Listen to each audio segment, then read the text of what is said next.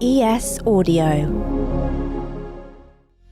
What's up? I'm John Weeks, and this is the Evening Standard's Tech and Science Daily. Coming up, the White House's plan to tackle the US zombie drug. First, though, scientists are getting close to formally announcing that we're in a new epoch, or period of time, called the Anthropocene.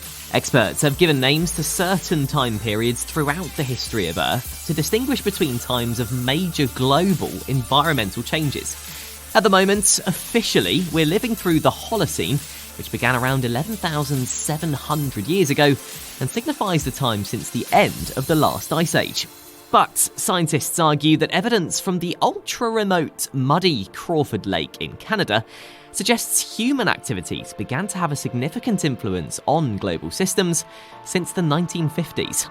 In the lake, they found the man-made radioactive element plutonium, as well as evidence of microplastics, ash from coal-fired power stations, and concrete. Scientists argue that this new geological time segment marks the beginning of humanity's irreversible impact on Earth. Microsoft has been given the green light to go ahead with its purchase of Activision Blizzard in the US. A judge in the States ruled that the merger can go ahead on the basis that the tech giant will keep Call of Duty on PlayStation rather than make it an Xbox exclusive. Friendly AC-130 in the air. It's a big win for Microsoft, who are now set to reopen talks with the UK competitions watchdog about the merger here. Back in May, it was approved by the European Union, whose regulators said they accept commitments made by Microsoft that the merger wouldn't lessen competition in the gaming sector. The CEO of a global tech services firm that focuses on artificial intelligence has told us the technology can benefit society if it's done right. It has to be done right in terms of having the right governance and regulatory frameworks around AI to make sure that digital ethics, security, data privacy, all of those things are considered as part of doing AI right. Pamela Maynard from Avanade is the latest to call for appropriate regulation around the use of AI. She said in her experience, there is a real focus in the industry on making sure it's governed correctly. All of my client conversations and our client conversations actually do contain an aspect of what can we do with it, but then also how can we govern it. And so I am seeing that in our client base, absolutely. Pamela's not the first to call for regulation, as we know. There have been even stronger calls to pause the development of AI from the likes of Elon Musk, Apple, and DeepMind, over fears that the tech poses a risk to society and civilization. But Pamela told us she thinks we're a long way off any serious threat from the technology. I think it's years and years and years and years away before that existential threat, if you like, it replaces humans or whatever it is, actually occurs. I actually do believe, that done right, AI can enable a more human-centric world. Now, the White House has set out a new plan to tackle what's been called a zombie drug, impacting thousands of people across the US. Officials have put together a plan to try to beef up testing, tracking, and treatment of street drugs laced with xylazine. It's a veterinary tranquilizer that's contributed to an alarming rise in overdose deaths across the country. The drug got its name because it rots the skin of those who use it. It's increasingly mixed or cut by drug dealers into supplies of fentanyl in the US.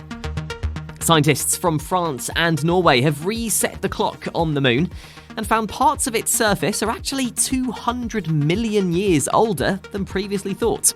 Researchers combined two methods of estimating the age of the moon's surface, combining data from samples of rock taken from the Apollo mission with a process known as crater counting.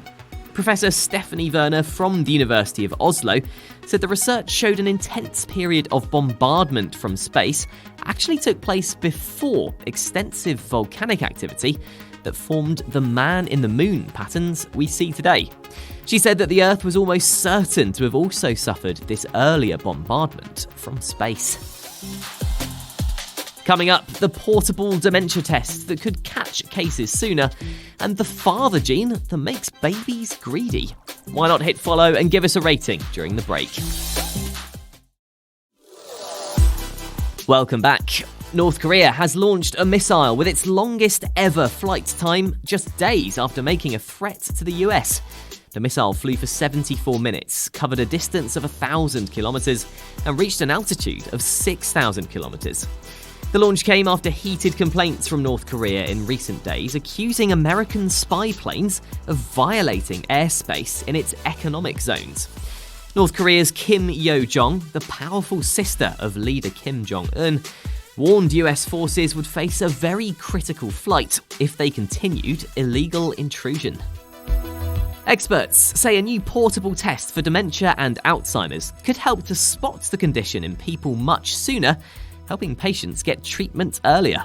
Researchers from the universities of Bath and Bristol have been testing the device, called Fastball EEG, which measures patients' brainwaves while they watch a series of images on a screen. Users wear an electroencephalogram headset, which is linked to a computer for analysis to look for subtle changes in how the brain remembers an image. The researchers said that this response changes as a person develops dementia, which offers some hope for early diagnosis. And finally, new research suggests that unborn babies use a greedy gene from their father to remote control their mother into feeding them extra food. University of Cambridge scientists found that the fetus actually controls its mother's metabolism, so the two are in a nutritional tug-of-war. The mother's body wants the baby to survive, but it also needs to keep enough glucose and fats circulating in her system for her own health. The team behind the research said it's the first direct evidence that a gene inherited from the father is signalling to the mother to divert nutrients to the fetus. You're up to date. Come back at 4 o'clock and search for The Leader Podcast.